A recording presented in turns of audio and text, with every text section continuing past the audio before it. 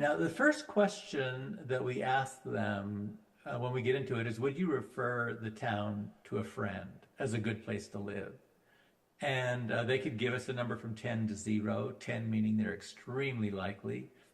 And we see a lot of 9s and 10s, and a lot of 7s and 8s, and some 5s and 6s, and very few low ratings, but there are some. But I love to take these numbers and group them into categories. So the strongly positive being the 9s and 10s, and the somewhat positives being the 7s and 8s. And so by and large, your residents are positive about the town, and some are negative. Now, I like to also calculate a score. I don't know if you've ever heard of a Net Promoter Score. This is like one, it's different. But we take the two positive ones, somewhat positive and strongly positive, and we select the two negative ones, somewhat negative, strongly positive. And you could have a score of minus 100 if everybody was really angry. Or you could have a score of a 100 and you come off generally positive, you're trending positive for your score. The next thing we want to find out from them is what they feel about the direction of the town. Are things improving? Are they declining? Are they just staying the same? And by and large, your residents feel that things have improved. You do have some people who feel things have declined, and usually that has something to do with growth. If you're in a high growth city, it's tougher. And I know you guys are in a high growth city. So it's tougher when you're in a high growth city, and it's just the reality of the challenges of growth. And but you do have a lot of people who feel things have improved, and a lot more feel you're going the right direction. Although there are some who feel that maybe we're not going the right direction. And then compared to other cities and towns, how do they feel about the town? Is it much better, somewhat better, about the same? What is it? And you do have some people who feel maybe it's worse, some other nearby towns, that'd be 20%. But the rest feel, the other 80% feel it's about the same, or a lot feel it's better. And you tally those up, that's 52% feel that you're better than other nearby towns, and so that's pretty good to know. We did break it down by area to find out if any of the areas have more problems than others. And area 1 and area 3 tend to be a little bit more negative. Maybe areas that need a little bit more attention in the future. But I guess area 5 potentially too is a little more negative. But there are some differences by area, and just something to be aware of. Another thing to show you is direction of the town by how long have they lived in the town. And this is very common, where if they've lived in the town a long time, they give a lower rating than if they're newer. And oftentimes that's because the town has changed from when they have been here. And I suspect that's the way it is here too. So you can just know that your old timers are more likely to feel that things are maybe not going the right direction. And your newer people are far more forgiving at the moment and feel that you're doing things pretty well.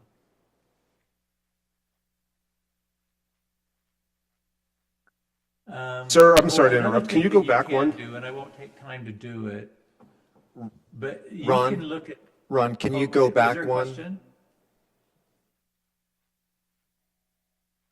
Ron, can you go back to the previous slide? There. Can he just explain where it says change by years in town? It looks like a large number declined to answer that.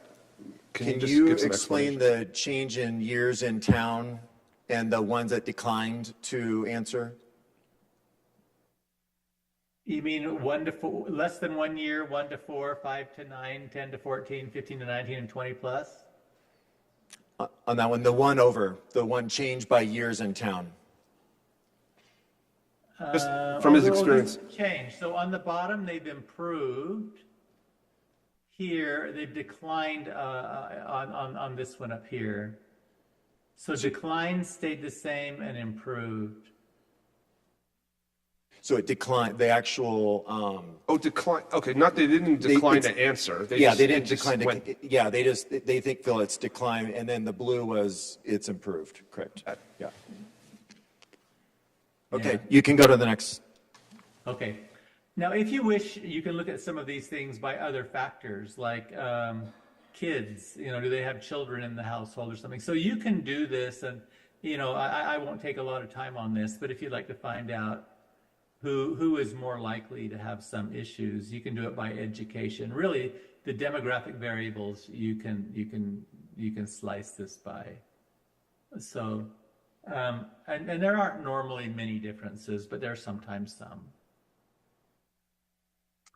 Alrighty, I'm going to go,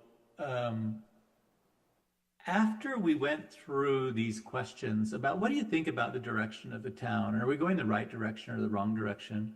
We asked people, well, what are some things you find positive about the town?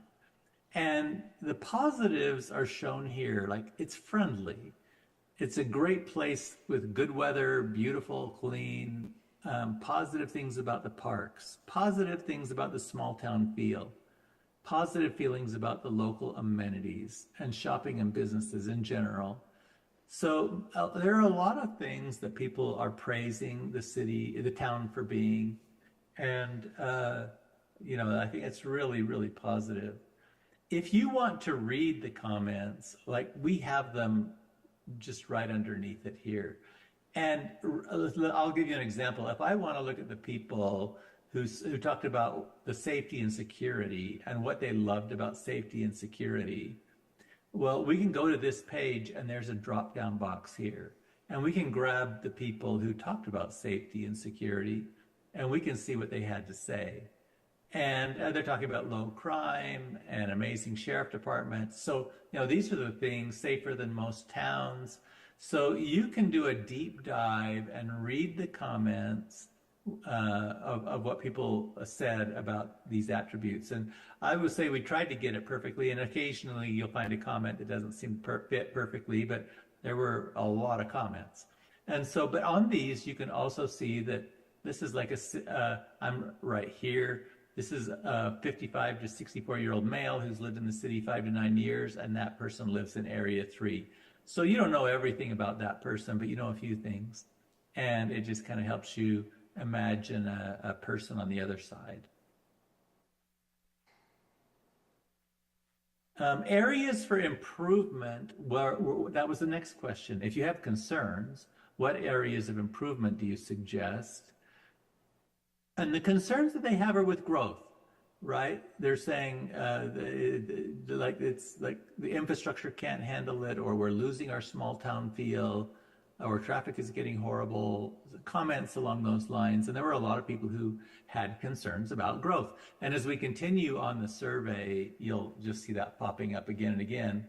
But then there were other concerns about high prices and housing developments, and maybe a little bit on the shopping side, and healthcare, a little bit on the medical and the healthcare. But in general, your negatives are pretty much around growth, or maybe not having kept up with all of the growth that's going on in the way that they would like.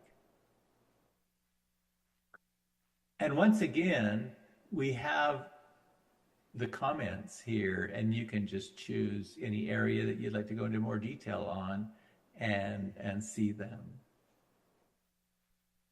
Now, this page, we have done a lot of cities, and I'm just showing you some that are kind of in about the size range and so forth that you are, and where do you line up on the refer a friend score? Now, let me mention a couple of things. So the refer a friend score, and then how is the city compared to other cities? And your residents are rating you a little bit lower than we have seen in some other cities.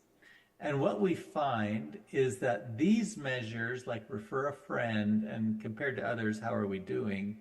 These are harder things to move. They're kind of like what you've been handed over the last 10 years of leadership, or even longer, right? These are longer term. It's sort of like if you know the slope and the intercept of an y axis, these are kind of intercept questions, like where do you cross the line?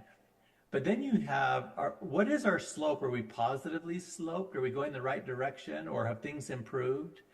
And you're doing much better in that space compared to others. So going the right direction, you're doing kind of in the middle, a pretty healthy spot.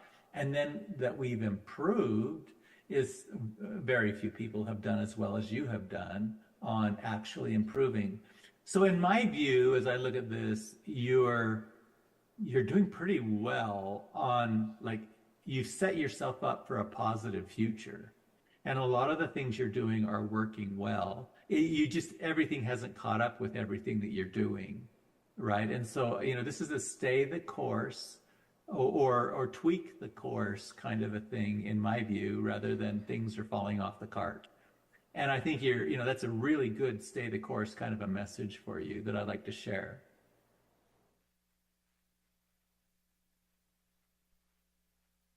We did a deep dive into 5 different attributes: town amenities, town benefits, development and growth, safety and security, and operational. They're all over here. And for each one, we asked people what was most important to them. And you can see the order of importance here on the left-hand side. And if it was important, we asked, how is the town doing?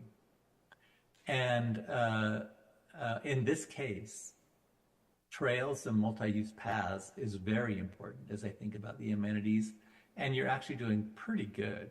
I mean, you might be able to improve some, but you're doing pretty good. And town open spaces, this is an area where they're concerned, and it's probably they're concerned with the loss of open spaces. But that is an area where they probably had open spaces in the past, and right now they're watching that disappear. So, it's a feeling of an area that might be of a concern. But the rest of them that are highly important, you're doing pretty well on. Maybe you do a little something about your recreational programs, but it seems like that's of a lower priority, and so maybe you address that at some time if you wish, right? Any questions or thoughts? Anything, Council? Keep going, sir. All righty. Town benefits. Town benefits. Look over the town benefits below. Which 2 are most important to you for the town to support and encourage? The natural beauty and open spaces was on the other page, and it's phrased a little bit differently on this page. And it's really important in an area where they do feel there's some room for improvement, but you're doing pretty well. They do feel it's a great place to raise children. Some concerns about schools and restaurants, but they're of slightly lesser importance in general overall. Now, one thing I didn't show you, and I'll do it right here, is what about people who do have children in the home? So you can go over to the right-hand side, you can select children in the home, and here you can see that a great place to raise children and family is really important to them. And you're doing pretty good. And then quality schools and education is second of importance if they have children, and that's an area that they feel should be improved. And I know that you're not as a town responsible for that, but it's important to them, and just good for you to know the importance that they're placing on that. But so on any attribute here, we can select old timers, new timers, older people, younger people, males and females, and get their responses. I'm going to go to development and growth. This is the most challenging one for a lot of growth-oriented cities, and it's the most challenging one for you too.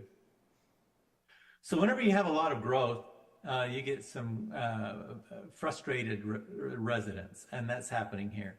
And so the most important thing that they would love to see happen is managing the growth and density of the town.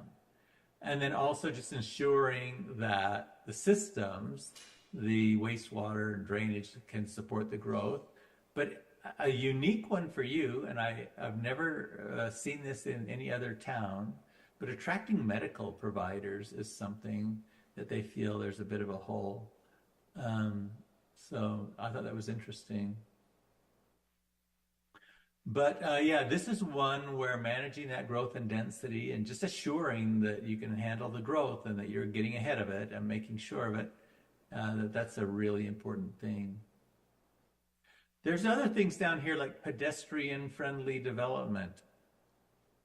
I mean, not very many people pick that as highly important. Highway 69 revitalization and beautification. Some people are not very happy about it, but there's very few who selected that as their most important one. Creating a vibrant downtown district, also not selected by very many people. So there's a lot on the bottom side that some people feel strongly about, and they may come to your council meetings, but it's not a majority view. And the one thing I like about this survey is it does let you see what the needs of the many are compared to the needs of the few. And it's very useful for you that way. Safety and security, you're doing pretty well on many safety and security attributes. The only problem, I guess, is with the traffic enforcement and congestion management, which kind of goes together in many ways. And that's an area where they'd like to see some attention to that. But all other things in the safety area, you're doing pretty well. Maybe tweak some things. Crime prevention, you're doing great. Police services are great. Drug enforcement, well, maybe there's some room to improve here. But pedestrian and sidewalks, there probably is room to improve. And they mentioned the trails being important on the first one, and I think we're seeing a little bit of overview on that, where probably years ago they could walk about anywhere they wanted to, and that's just no longer the case. And so something needs to be considered there for them. Down at the bottom, graffiti abatement. Some people are pretty concerned about it, but there's only not too many, 5%. Animal services, same. Property maintenance, same. Generally not too negative. And town preparation for emergencies is pretty important, but hey, you're doing great. So they feel pretty good about that. The last section where we're asking them to choose and prioritize is this operational and maintenance section. And in general, maintaining streets and roads is important, and you're doing fairly well, especially when you saw how negative the growth and development one. And then water conservation is also important, and you're doing okay. Maybe a little bit of room to tweak. Wildlife preservation, I think, goes with something that we saw earlier where they talked about open space preservation, and that is still a concern on this page. So kind of a bit of a whole. Future-oriented town planning is also very important. Your parks are here, but hey, you're doing great with your parks. So that's really good news to see that how they feel about your parks. All right, this next page is perhaps the most useful page on the study. So because we went through each of the areas before and we asked 50 attributes. We asked them to prioritize 50 attributes and we asked them to rate them. And then on this page, we said, okay, here's the 10 things you picked. 2 from each category, 2 from town amenities, 2 from town benefits, 2 from development and growth. And we said, and which 3 are most important to you overall? So on this page, you're seeing what people said were the top 3 out of 50 attributes. And I'm only showing 20 of the top 50. So this is the top 20 attributes and then how they feel you're doing. And the reason why I like this page and why it might be so useful to you is if you focus on only things that are, let's say, in the top 10 or only in the top 15, or maybe even only on the top 10 or top 5, you can get some real focus on some things that they'll notice and that they'll appreciate you doing as you focus on the vital few. And this allows you to see it. And managing the growth and density of the town, we phrased it that way purposely. It's not stop the growth and density, but managing it wisely. That's a big thing. Attracting medical providers was pretty important and pretty negative. And then assuring that the water and wastewater can support the growth is important. And better, not real bad, And then affordable housing, I know that's pretty much out of your control, but it is an issue for people naturally. And then the natural beauty and open spaces, you're doing pretty well. So anyway, but you can see the priority of things here, and it can and should inspire you on where to focus your efforts.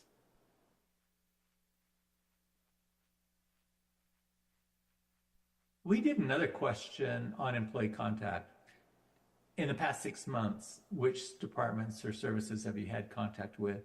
And some people had no contact, 51%, but 49% had contact.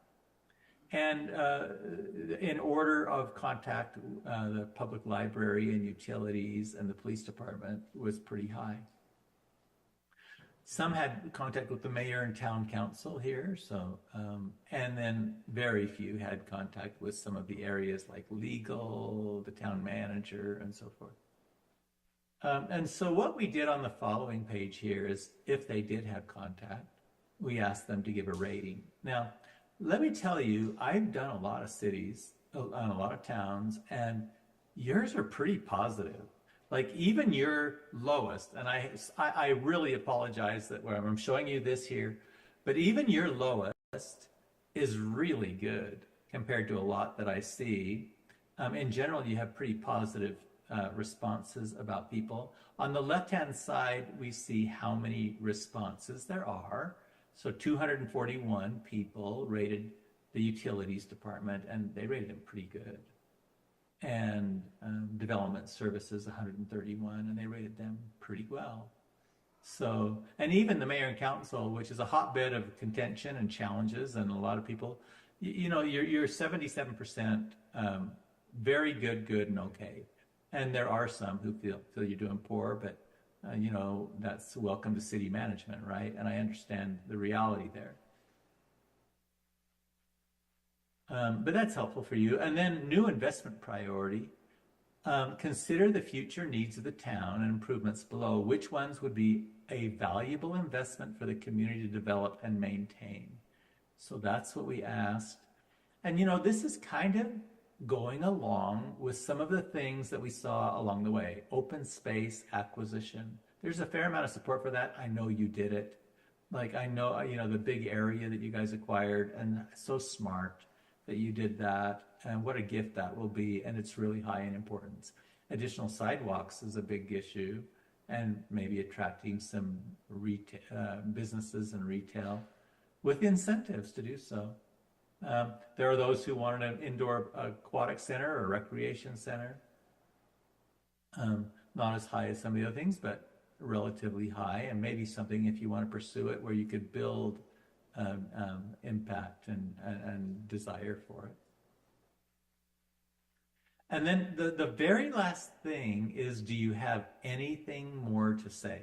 So this is a big open end. They've now seen a lot of questions. They've seen a lot of topics, and they can comment. And 60% did not, but 40% did. So we have 632 people who made a comment. And these are the things that they said. And, I'm not going to spend a lot of time here.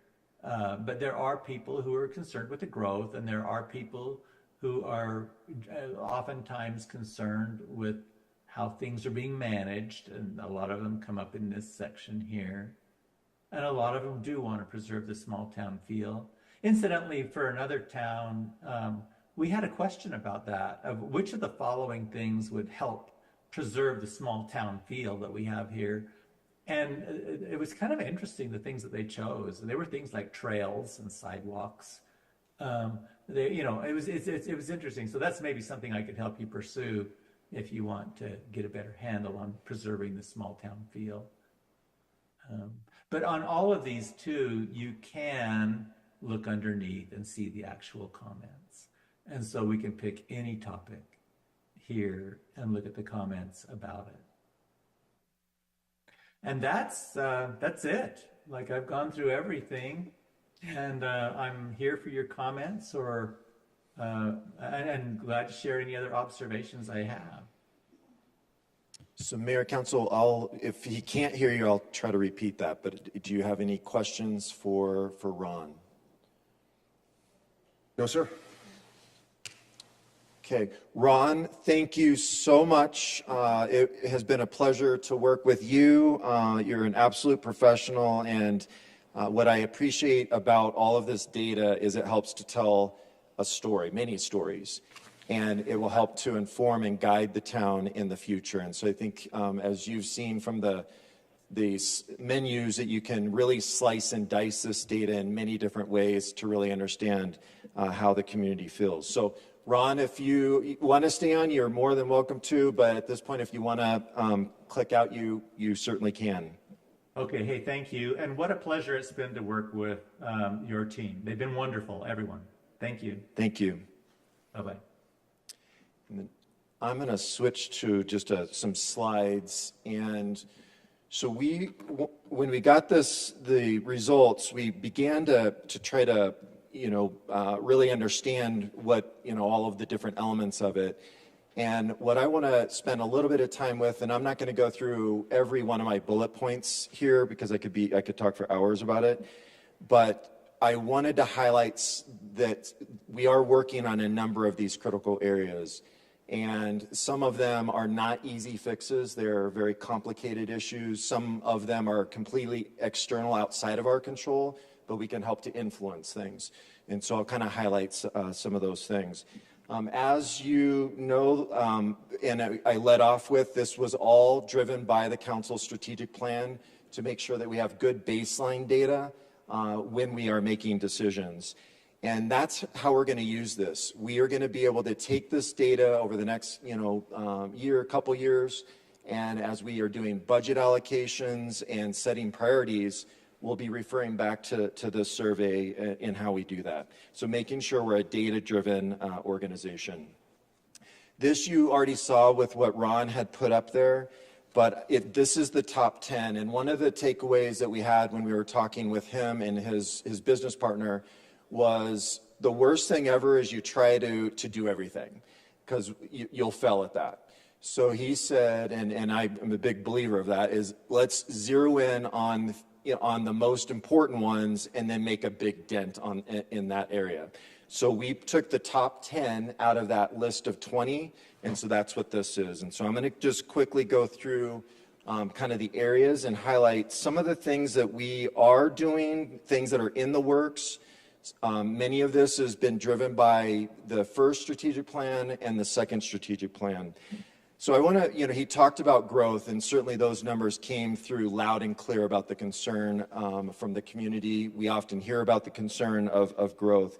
And just to kind of put it in context, we live in a great state. Arizona is one of the, highest growth states in the entire country. People from all over, including many other states, are choosing to leave their home and come to our great state.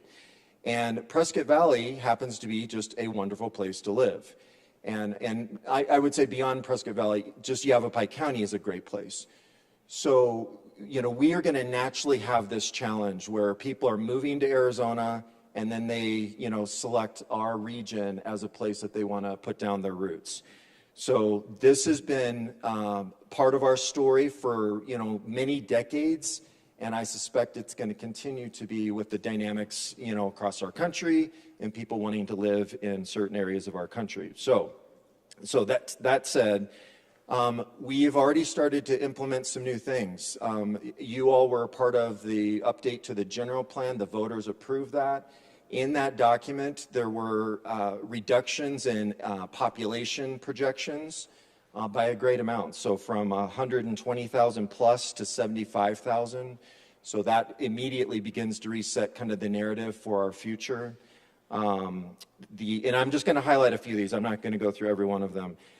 We are working on the land development code. We are going to be bringing that to the council in the next study session. So some updates to chapters 13 and 14. We'll be spending an exhaustive amount of time on that. It's a very complicated set of ordinances. We are working on improving infrastructure standards. And this is, again, it's a very complicated issue. We've brought in some outside professionals that are helping us to rewrite some of our standards.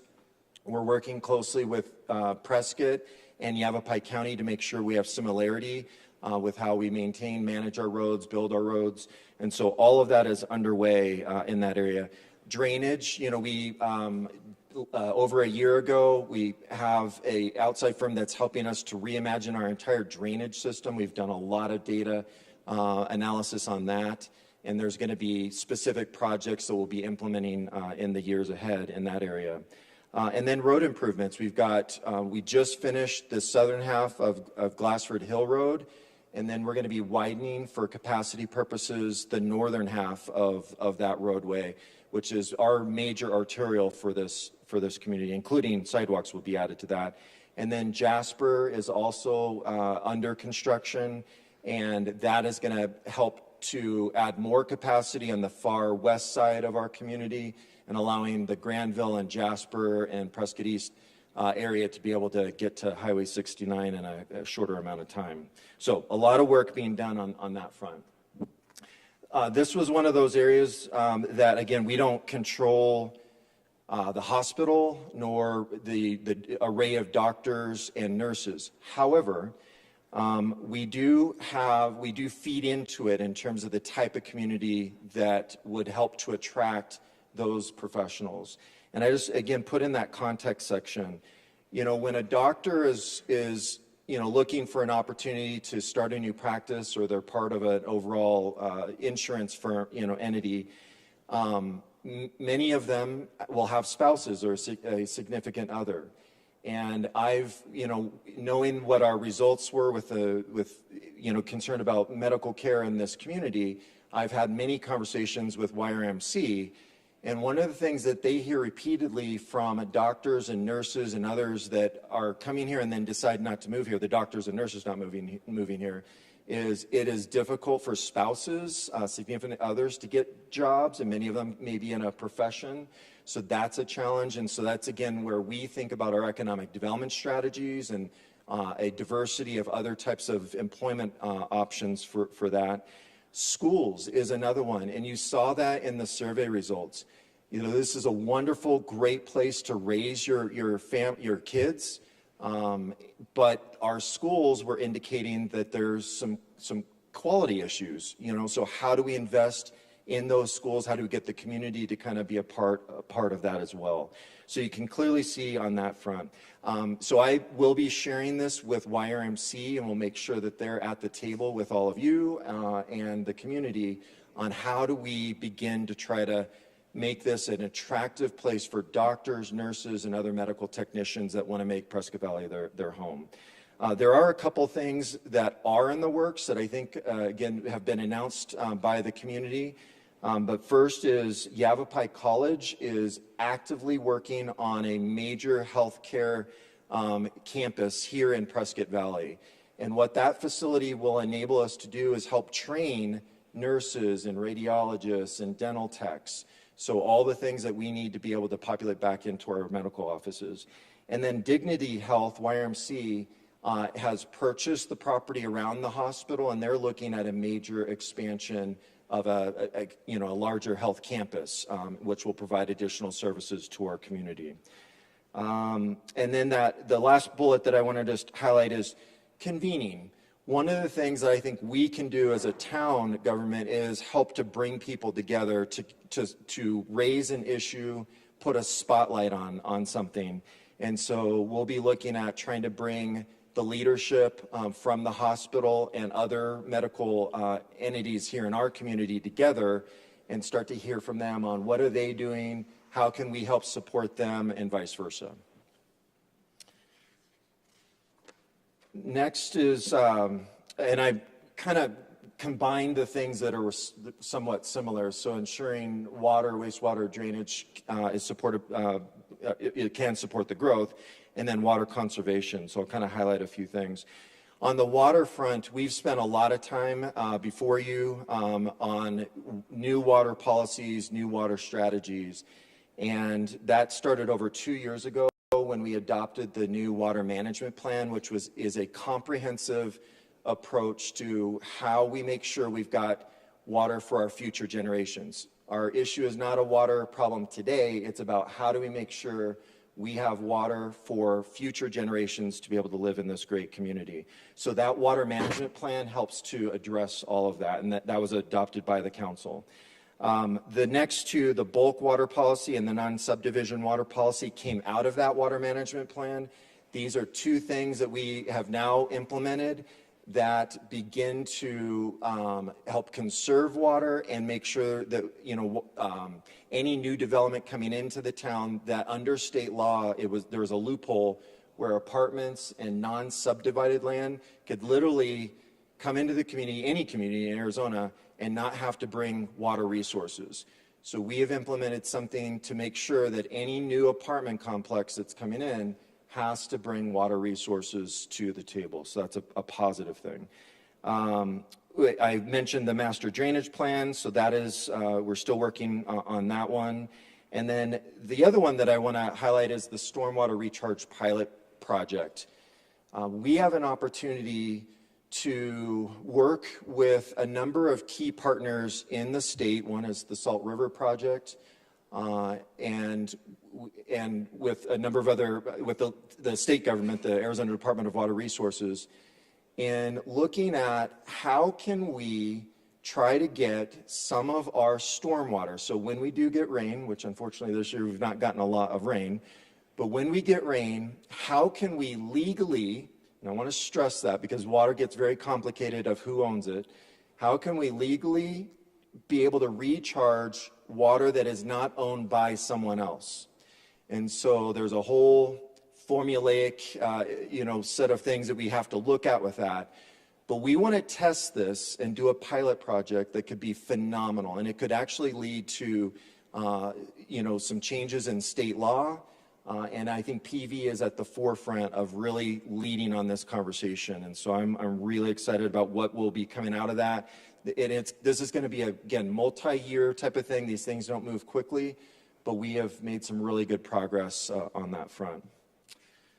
Affordable, attainable housing, again, that came out very clearly in the survey of just the concern about the cost of housing, and at points sometimes it's been very difficult to find housing because there's not enough of it when people are moving into the community. So the context that I want to put this in is we are not the only community that's struggling with this. Almost every single community, certainly here in Arizona, but this is a national issue of housing affordability and making sure, and really in our context, we're looking at workforce affordability. How can we make sure first responders, teachers, your retail workers are able to live and function in your community?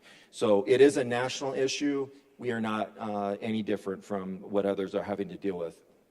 A number of things that we have done, and out of the things that we're working on. So there was a housing task force this past year. There were 36 recommendations that were highlighted. We are beginning to work towards implementation on a number of them. One of them led us to an award of $200,000 from the Department of Housing, the State Department of Housing. And we are working in partnership with the city of Prescott on that, so we combine because they also were awarded the same grant. So we're working together on that. There's some really exciting things that will come out of that, and that's going to help to drive data and really developing a plan on the housing. And then there was I think a really good item that came before the council a few weeks ago, or a month or so ago, a home of my own. Yavapai County had led on this. They did a great job with it, but they actually pre-approved a number of housing plans that were very affordable.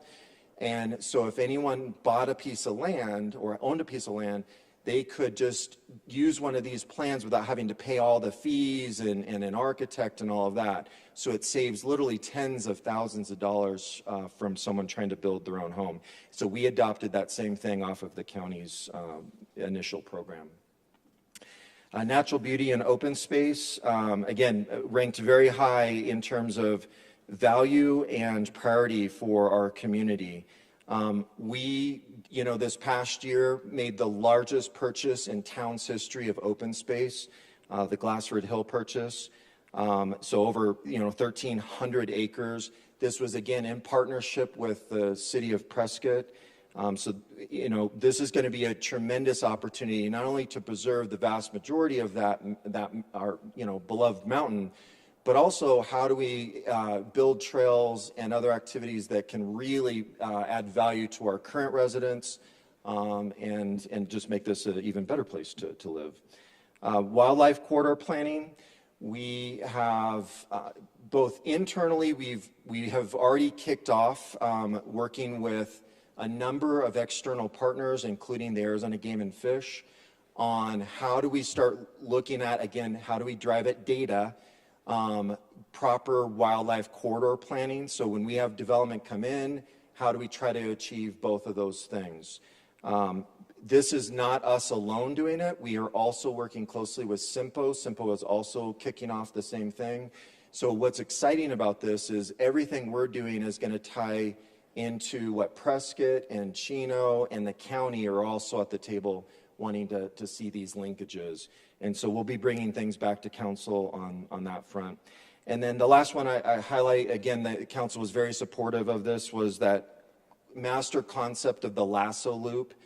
This is a 24-mile loop pathway that, and it's going to take years to develop this, but loop system that will tie to almost every one of our neighborhood areas.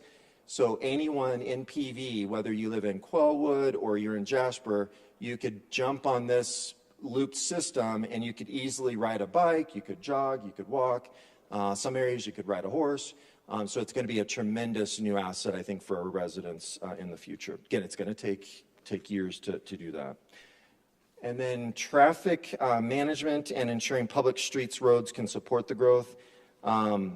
Again, just to put something in context, Prescott Valley, when it was initially, built and kind of laid out, you've got the central square, which was that kind of unit 3 of what the map that Ron was using. There was no true major arterial road that was designed as part of that master planning. So the only major arterial road that eventually was built was Glassford Hill Road. And if you think about PV, we have no east-west arterial road. So when you have a layout like that, and you have different growth areas, people are cutting through, neighborhood areas and other roadway areas to try to get around. And so that's not something any of us created. It is, how the town was initially laid out. I think there's some long-term things that we're looking at in terms of how to continue to build that road network, but that's going to be a big thing. So some steps that we're taking to try to deal on the traffic enforcement. We already have some working groups within town staff, PD helping to lead, but we also are wanting to make sure this isn't just an enforcement thing. You can't just tell the police, there's not enough police officers to put at every single street in every corner to catch everyone that's speeding or doing impacting traffic. So we also have public works and we also have planning at the table, because there's things that can be done in some areas where it may be appropriate, where you can stripe roads a certain way. Sometimes when it feels narrower, it slows people down. So in a neighborhood area, we may, look at those types of things. So we're going to be looking at a whole bunch of different things to try to address some of the traffic concerns that exist around the community. We also, and I've highlighted this in previous meetings, is again, updating all of our street and striping standards. We've put, the council has been very clear, we need to invest in our striping of our streets and making sure it's safe for people to drive. So a lot of effort has been put in over this past year or two to try to improve on that front. On the ensure public streets and roads can support the growth, again, I've highlighted just new roads coming in. The council supported doing, again, data-driven analysis of our road conditions. We had an outside vendor that had a highly sophisticated vehicle that studied all of our roads. And out of that, we have a very concrete plan of when do we need to do maintenance? Can we go a longer period of time on particular roads without having to waste that money or reallocate that money to more needed areas? We also, and most people in our community probably didn't realize this, but we didn't have a town engineer, an in-house town engineer ever. So it was all contracted out. We now have brought that in-house. We have a phenomenal town engineer, traffic engineer, and they're helping to give some very good advice in real time. So as things are coming in, we're able to really make sure that whatever gets approved is going to help benefit the overall community. And then I've mentioned street standards as well. And then the last slide that I'll share, and then just open up if you have any questions, is just a great place to raise a family and quality of schools. On the great place to raise a family, again, we have put every single year in the town's budget money to begin to upgrade parks that had not been touched in a long, long time. And what that entails is these are not, fixing a park is very expensive. Going in and all new playground equipment to make sure it's safe and it's, interactive for our kids. ADA, making sure that all children are able to go to our public parks. So we've done a lot of investment, and I hope that we continue to make that, because this is, again, the survey results showed something people value, and we need to make sure that we continue to keep investing in it. Our free signature events, I think all of you have seen how much those are utilized. We have 4 major signature events. Literally thousands of people come out for these events and have a wonderful time. And every survey we've ever done, just informal poll surveys, very positive feedback, but you saw it show up in this survey as well. And the last thing I'll highlight is the school or safe community. We've been ranked in the top 10. We're most recently top 3 as safest places, and that's not by accident. We've got a great police department. We've got many other people that have eyes and ears that are looking for things to make sure that we try to address that. And we want to make sure we continue to have a safe community. Now, we don't control schools, but I'll be sharing all of this information with the school superintendent so that they can also think about how this all ties together from a planning and resource allocation perspective. But on our end, I think we're one of the few jurisdictions where we have multiple school resource officers who are hitting, every single school every day. And that's huge. Not only the interaction that the kids have and teachers have with the officer, but it helps to enhance the overall safety and feel on each of our different campuses. We will be, as I highlighted, trying to bring educational leaders, the school superintendent, to kind of talk about how do we continue to help support our schools. And then other than that, I will stop and see if you have any questions. Council, do you have any questions, comments for Mr. Davidson? I think you nailed it, sir, when you said things don't move quickly. It's like moving an aircraft carrier, or at least trying to turn one around. So as long as people have patience and they recognize that there's a plan in place, I think that's all we can ask for. So well done. Thank you. Thank you. Next up, item 2B, proposed transfer town code non-traffic. Mr. Legler, I believe this is you.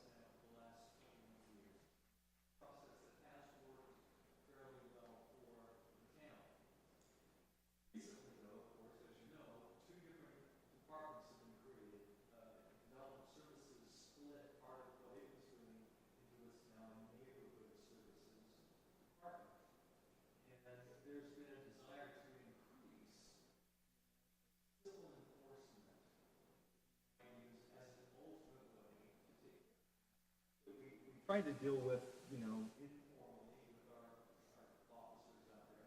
But eventually, we need an enforcement process, and we were thinking we'd like to extend it to some type of a civil enforcement process where we could use a civil complaint and not have to go to criminal court.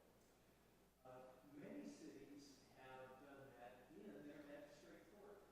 They've actually used a civil process. Back in the 1990s, our magistrate court really wasn't set up for that, and that's why we didn't use that process. We used the hearing officer process instead. Now, however, our magistrate court is mature enough and has done enough in terms of civil enforcement for things like dog enforcement and traffic enforcement. And so the proposal now is to do what many communities in put everything back into the magistrate court. Magistrate judge can consider some of our code enforcement matters as a civil enforcement process. And we'll do that not only for the health code and the property maintenance code, but we'll start doing it for some of our building code enforcement.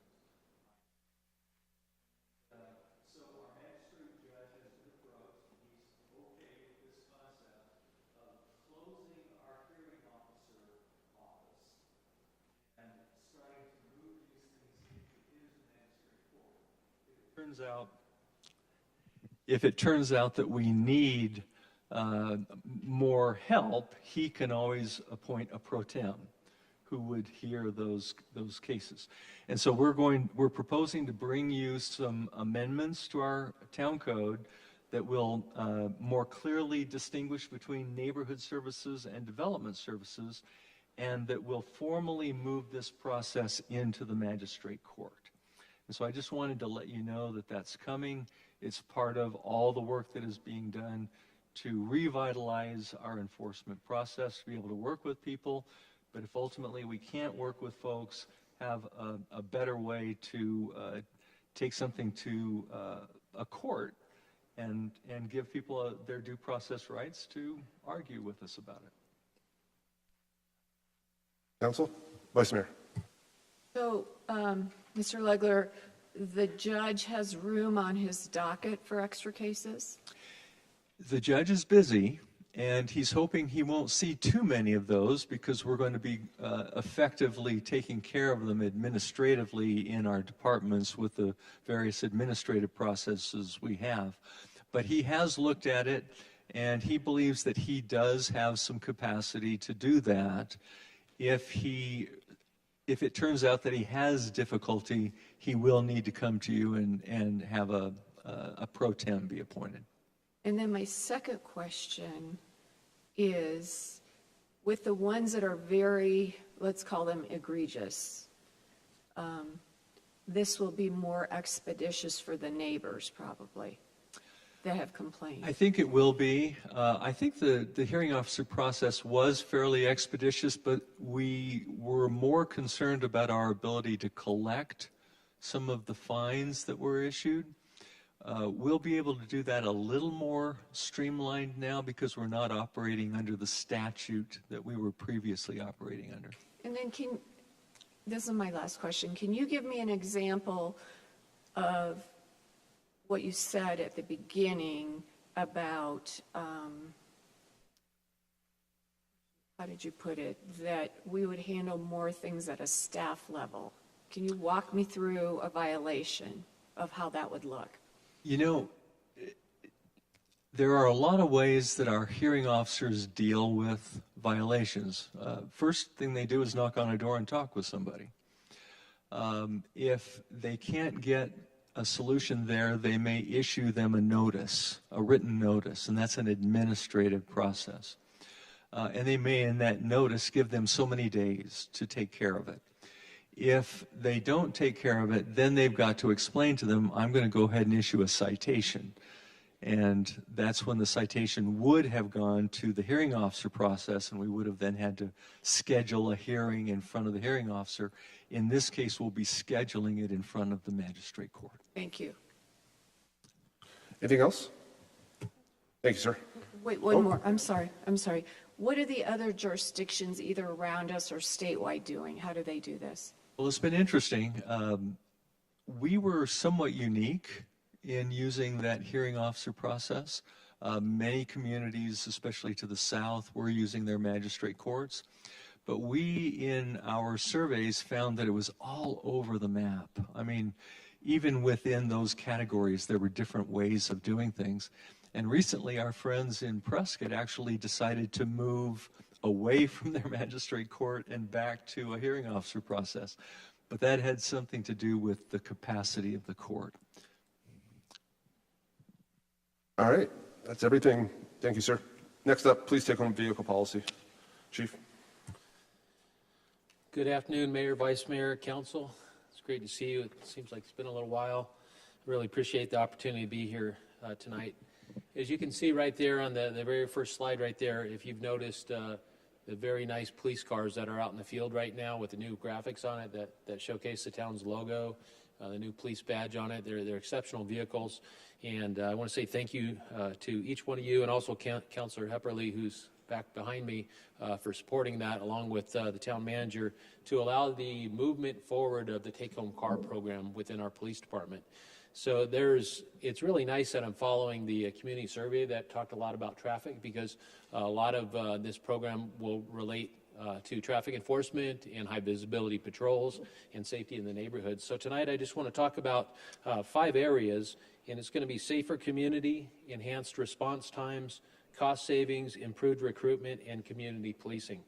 So the department has had a quasi take-home car program for years. Currently, we have 32 sworn officers on the department that utilize the take-home car program for a variety of reasons. Some of our SWAT operators, our detectives, traffic officers, command staff, myself, I do utilize the take-home car for quicker response and mobility in the community.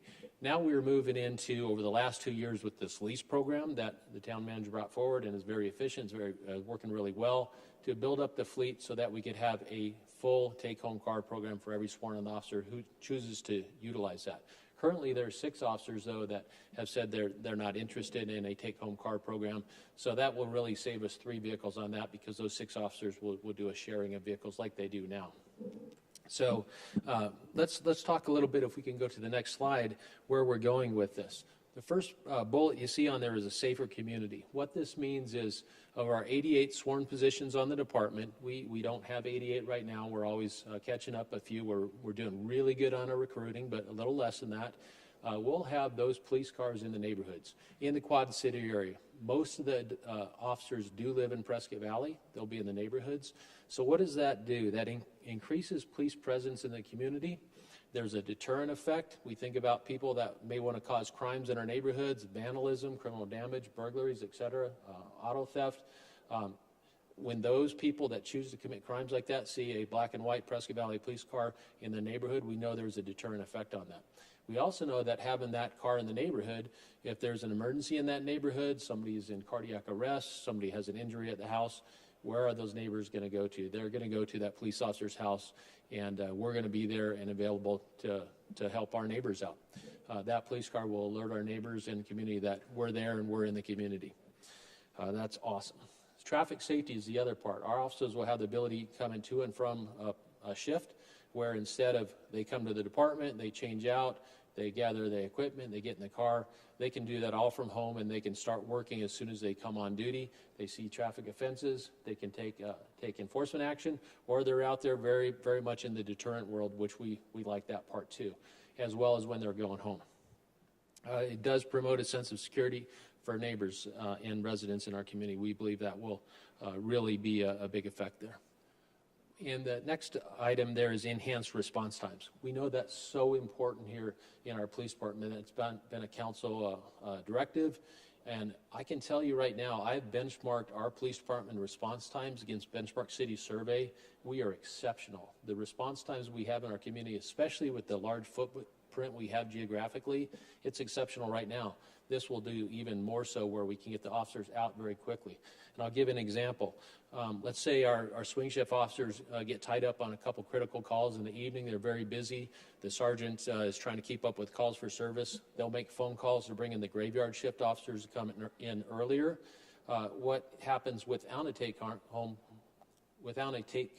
car policy, those officers will have to come in, find a car, get their equipment, take their equipment, move it into a car to start serving the community. When we have just basic incidents like that, which are fairly routine, we can get busy, those officers can get in the car and go out and start handling calls for service. So we believe that's going to really help for faster responses to emergencies and crime scenes too. If we have a major incident, we need to get the detectives out there. They can be there very quick as well as our evidence collection people. Efficient response during off-duty hours. Our department is a size where most of our professional police officers here have ancillary duties. Let's say they're drug recognition experts or they're traffic reconstructionists or narcotics officers, whatever the case is. And those officers are on call and they're available to come in even on their days off and after hours. This will help out with that too, getting them to critical calls and incidents quicker. And again, crucial for immediate incidents. That was the second enhanced response times. If we can go to the next slide, please. Cost savings. This always comes up from community members. How does this save money? Well, we've been working with, and I do want to acknowledge our fleet manager, Jim, and Lieutenant Nancy Roberts, who's in the building here today too, managing this program, getting us to where we want to go. What I've learned on this is police vehicles that are not in a take-home car policy, let's say they're shared cars with 2 officers, sometimes 3, those cars are running 20 hours, 24 hours a time, and the engine time on a vehicle can reduce efficiency, reduce gas mileage, reduce the wear and tear on the vehicle. So we believe, in talking with our professional fleet manager and others, that this can save fuel and extend life of our vehicles. So we think that's going to be a cost saving. That's a really good thing. And there's also a lot of data out there that we know that if it's a vehicle assigned to you, a person's going to take better care of it. That's going to be a better and more efficient vehicle, as well as the tons of equipment that today's police officer carries in their vehicle. When I came on a long time ago in law enforcement, we didn't carry a whole lot of equipment. But nowadays, there's a lot of equipment, a lot of personal equipment that officers, especially if they have specialties like SWAT or canine or traffic, whatever the case is, moving that back and forth takes time. So we believe that there's a cost savings in that area, especially with that engine life on the hours. Recruitment. This is super important. We're recruiting all the time in our department, and we're getting exceptional people that want to come work for our department. But occasionally I hear of neighboring jurisdictions that do have take-home cars, and those officers want to work for Prescott Valley PD. I've heard, when you have a take-home car program like we do in my current agency, I want to work for Prescott Valley. We know that's so important. So we believe this is going to be a recruiting positive for our organization, too, to bring more and more professional, seasoned police officers into our community. And then lastly, we'll just wrap it up with community policing. Really, this is that's what this is all about. Quicker response, more helpful to our community, engaging in our neighbors in the neighborhoods and being part of this community, which that's who we're hiring, and that's who you have working with Prescott Valley PD. You have officers here that care about this community and want to work in the community. So we couldn't do it without you. Where we're at right now is through the hard work of Nancy and Jim, that we're set to fully be ready for the implementation of the entire take-home car program by September 1st. We've had to outfit a few more cars. If you get a chance on your way home today, take a look at the final cars that just showed up. They're parked over at the police department in the front. There's either 5 or 6 brand new Tahoes out there. They're exceptional. And that's where we're going with the platform, is that SUV type police platform, so that we can get all the equipment in there. They're safer vehicles. And as we still catch up a little bit, we are outfitting a few of our previously unmarked sedans with the police logos and equipment on there, which will be assigned to our school resource officers, and prioritizing the SUVs over into patrol until we continue to catch up. But right now, the final vehicles have shown up, and we're thankful for that. Did take a little while to get through this because of the supply chain issues and backlog that happened post-COVID-19. And I'm happy to answer any questions.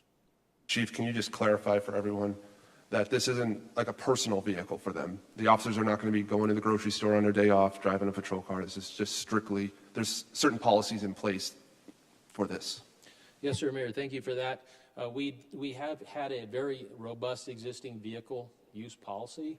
We've made the edits into that. We've worked with the town manager on this exclusively to make sure this new program is built into that. And yes, there are very significant parameters in that that policy that prohibits that. These are for on-duty use going to and from work. Now, if an officer needs to stop at the gas station on the way home, that's fine as long as it's to and from. But no, it's not going to be for personal use or anything other than official use only during times of work. Thank you, sir. Yes, sir. Vice Mayor? So I'm thinking out loud here, I think. So if they're used to taking their kids to school, they can't even do that. No, ma'am, they will not be able to do that with their. Okay, and then explain to me this on-call,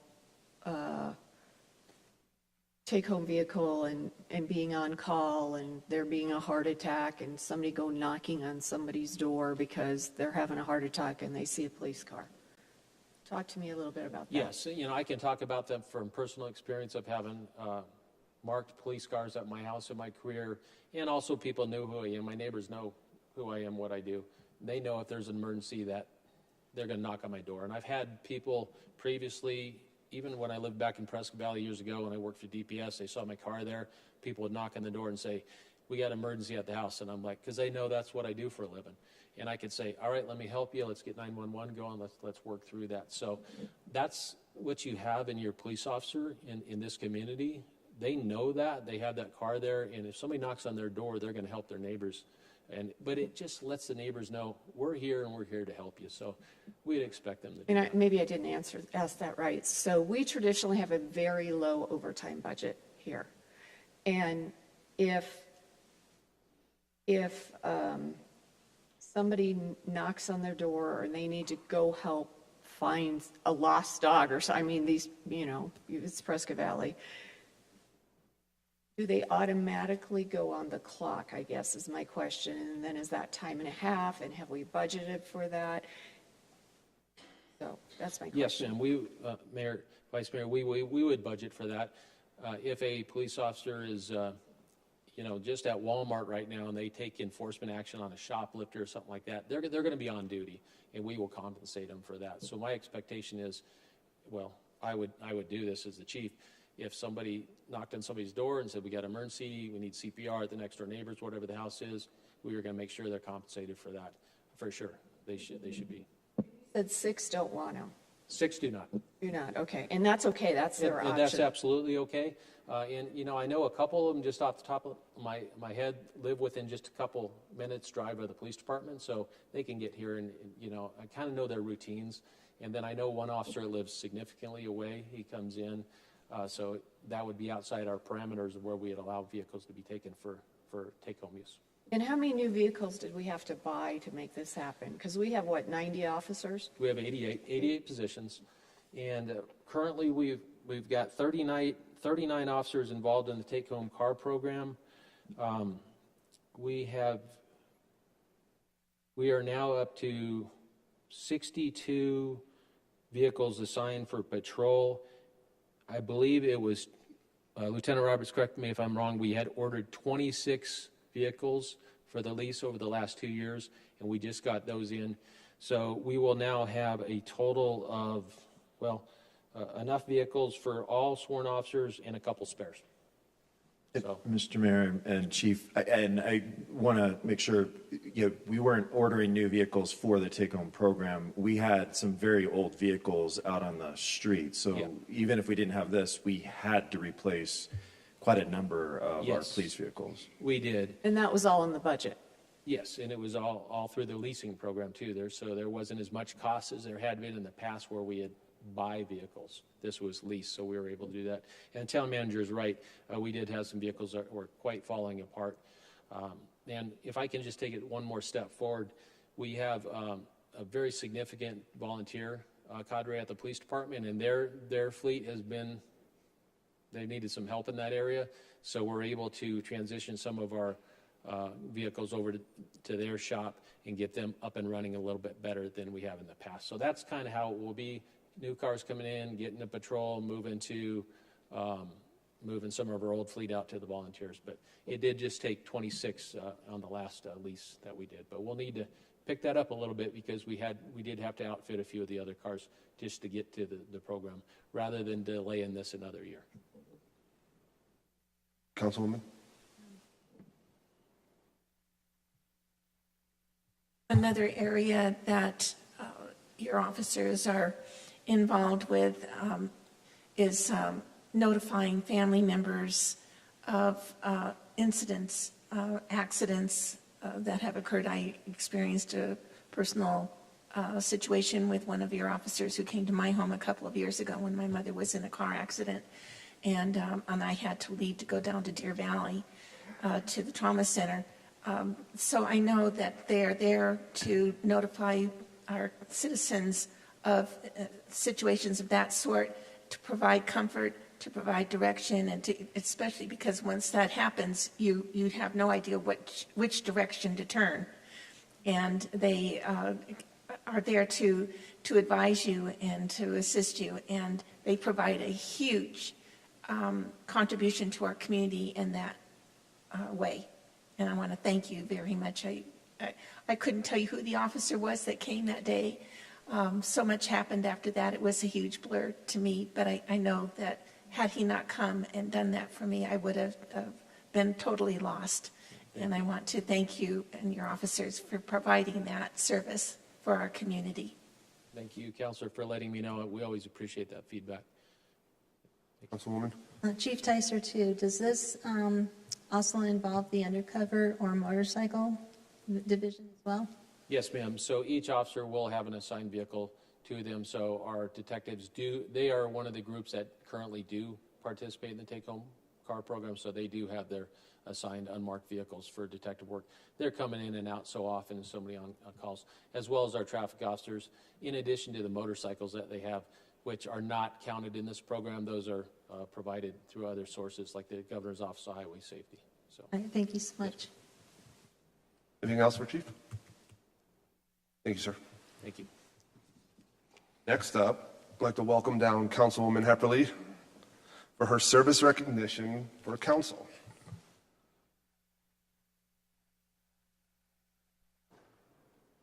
Welcome, ma'am.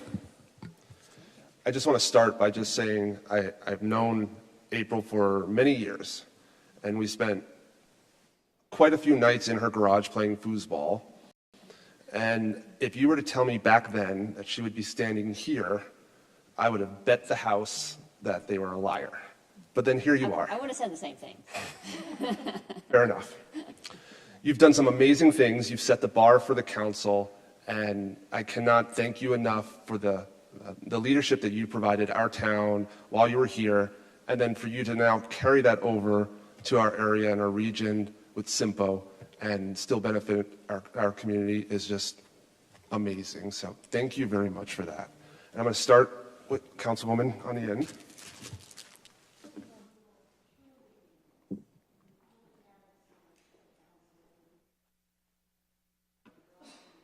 Water and became such an expert on it.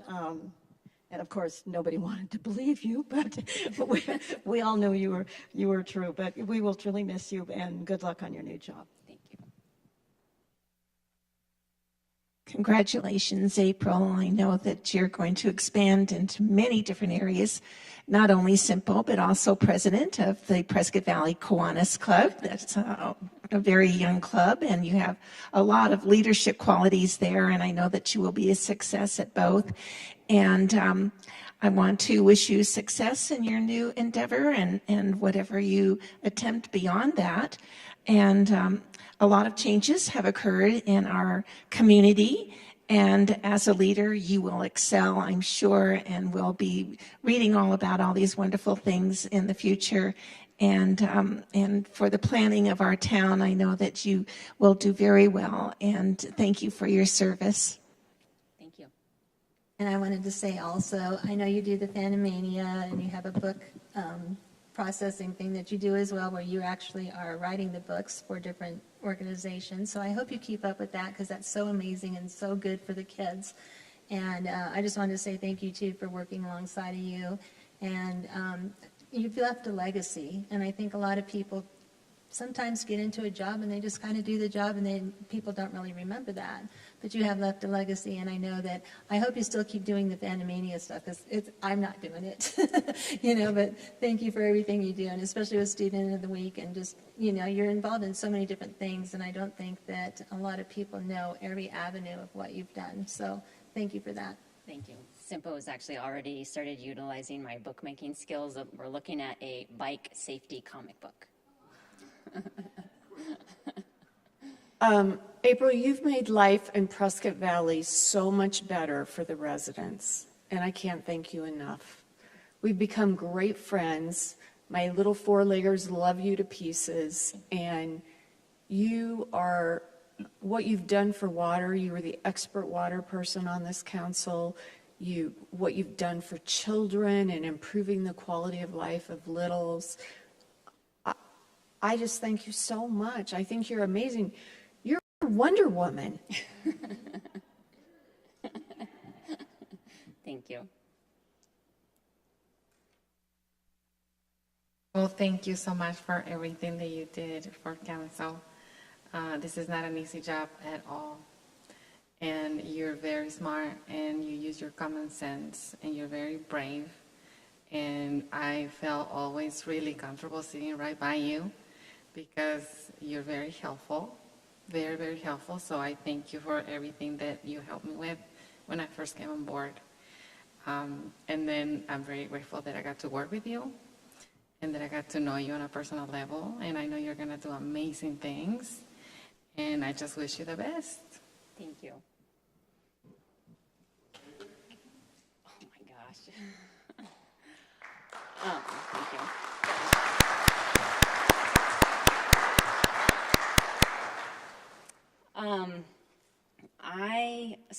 I even 4.5 years ago, I would have said that you were out of your mind that I was going to be here today. And it was by far the best thing that I've ever done.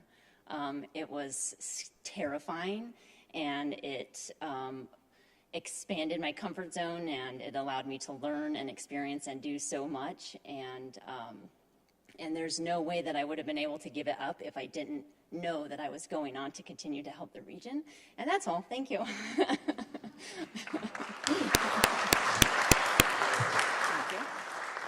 you.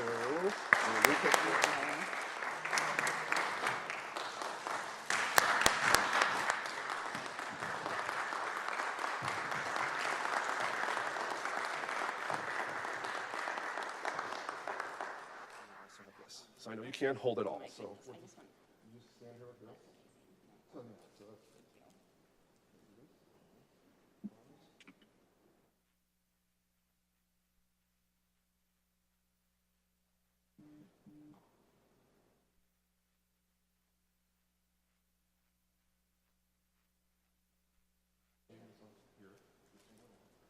One more time.